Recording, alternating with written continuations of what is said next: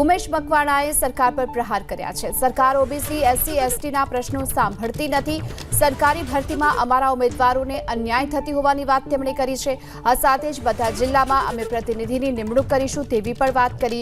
શિક્ષકોની ભરતીમાં જનરલ કરતા અમારું મેરિટ ઓછું હોવાની વાત તેમણે કરી છે। સાથે જ કહ્યું છે કે આ સંગઠન નહીં પરંતુ સામાજિક લેવલે કામ કરશે। એ અમારા પછાત સમાજમાં વ્યસનનું પ્રમાણ ખૂબ જ પછાત સમાજમાં ચિંતાજનક વધી ગયું છે।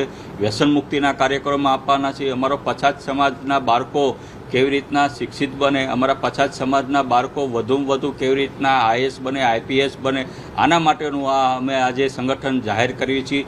અને સામાજિક મુદ્દાઓને લઈને આગામી સમયે અમે દરેક જિલ્લામાં અમારો પ્રવાસ રહેવાનો છે। દરેક જિલ્લા દીઠ અમારો એક આજે કન્વીનરની અમે નિમણૂક આપવા જઈ રહ્યા છીએ।